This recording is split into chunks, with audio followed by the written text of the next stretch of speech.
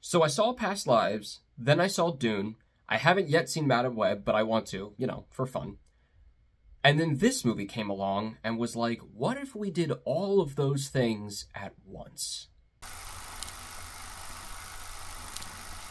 Welcome back to the channel, everybody. Today our movie in the middle is Spaceman.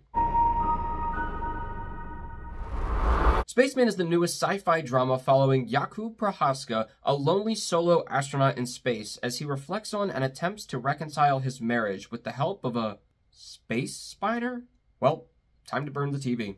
It stars Adam Sandler, Carey, Mulligan, and Paul Dano. Starting off with the highs, I am always here for a serious Adam Sandler role because I love when actors who are deemed as being in only dumb movies or stereotypically really stupid or cheesy movies actually come out and prove their chops and prove that they can be really good actors. That's always a great thing, and Adam Sandler did that specifically in Uncut Gems in 2019. But what I like about this one is that it's different from Uncut Gems, because in that one I thought, okay, you can have Adam Sandler play a serious role if he's in the right role. And in Uncut Gems, he could still be goofy and lame, but in a very serious situation. In this one, he is just serious. He is just sad and lonely, almost to the point where I was like, dude, crack a joke or something. You're scaring me. But he did such a good job. You really feel for him in this movie. He honestly blended in to this character so well, and being pretty much most of the screen time and having to act with probably a tennis ball, he did such a good job. And speaking of the tennis ball, Paul Dano voices a spider from space. The thing about this movie is that it got me to care about a spider. And that has only happened one other time. So that is an incredible feat on its own, considering we have another movie called Sting coming out in just a little bit, which is probably going to be insanely the opposite. But seriously, Paul Dano, in being a spider, I thought would have been the creepiest thing ever, and obviously at the beginning it seems to be. But between the fact that he's given a name, Hanush, and then he's given this personality where he just wants to delve into this guy's life, and he felt his emotions pulsing from this ship, and he's like trying to help him as best as he can while also learning about things like human food and human emotions. It was really, like, he was great. But I really liked their relationship because it's based solely on we want to help each other out, and it becomes like this kind of like buddy sort of thing.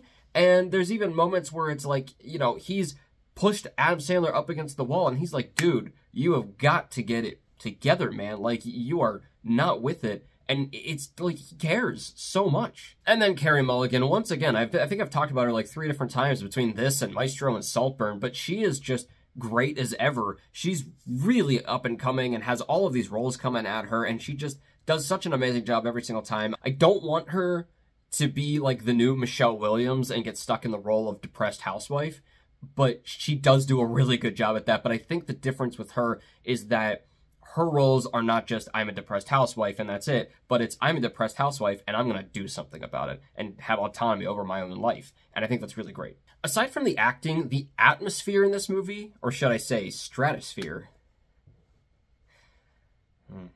is amazing. It's very quiet and still and reflective. It's very melancholy at times, but it's also kind of beautiful at times. It has that sort of Past Lives feel, kind of on the surface, where, you know, it feels very tragic and sad, but also kind of poetic. But of course, because it's in space and things are floating and very quiet, it also has this sort of ethereal feel. And that especially comes from the visuals, not only just inside the ship, which are just, again, incredible, but especially for outside the ship in space. There's just a lot of things in especially the end of this movie that are just beautiful, between the lights and like space dust and just different constellations and everything. It's really, really lovely. It kind of reminded me a little bit of WALL-E, actually, like some different things that happen in WALL-E. Honestly, aside from the fact that it's a very sad movie, it's kind of a nice movie to put on to fall asleep to, just because it's quiet and good to look at. So my only big low with the movie is that while it is a really cool premise, it doesn't really take full advantage of it or go super, super deep. it's kind of like, okay, so Paul Dano's spider, Hanush, has this ability to kind of see into Adam Sandler's mind and all of his memories, and he's making Adam Sandler sort of relive those memories as well, and that's how he's kind of coming to reflect on his marriage. While that was really great, they just sort of do that, like, beat by beat, and that's pretty much the movie. Now, in something like Past Lives, for example, they don't really do anything much different. They kind of do just, like, talk about their relationship and just reflect on past things. But for some reason, in this one, it just feels more surface level. You know, it's just like we're seeing a lot of these memories, but it doesn't feel like it's super, super deep. And I think that's because by the end, there's not a huge character change like there is, and it's a very obvious one that we knew was going to happen. It doesn't feel like it had so much of an effect. It's just kind of like, okay, yeah, so we started off here, we ended up here, we kind of figured that was going to happen, done. And that's not to say that a lot of the sequences that happen aren't very beautiful or very moving. There's a lot of great, especially instances of acting between Carey Mulligan and Adam Sandler, but it's just that it doesn't feel like it, not that it doesn't even go anywhere, but again, that it just doesn't feel super deep. It's like kind of just the outline, and yeah, okay, it was nice, but it didn't really make me think all that much. And I think that a main part of that problem is that Adam Sandler's character never was more than this kind of one-note, sad, lonely guy who just wants to isolate himself. And if we had seen that he was slightly different before they got married, until they got married, and then maybe something happened and it changed their lives or the trajectory of their relationship, it would have been different, because it's like, oh man, it was that one thing. But I don't believe that Carey Mulligan's character would have ever married him in the first place, because he's always been kind of sad and offstandish and lonely. And she liked him for certain things, and she explains that, but I don't believe that they've ever had that connection. It seemed like it was very one-sided the whole time, because she's a very outgoing person, and I couldn't believe that would happen in the first place. So it made all of these memories seem like, okay, yeah, he's always been like that.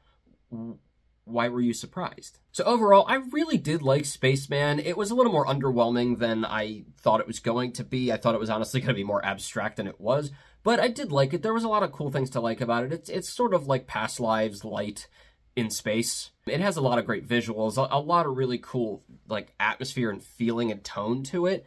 It's just the story itself is a little bit lacking. It's got a nice idea, it just doesn't really do a whole lot with it, but it is still kind of nice here and there in a lot of very beautiful moments. I'm going to give Spaceman a 3 out of 4. Well, guys, let me know what you thought of Spaceman. What other Adam Sandler roles do you like? Do you like his more serious roles, or do you like him just being kind of corny? Personally, I like bedtime stories. And as always, keep your hopes high, your stress low, and movies right in the middle. I'll see you guys later.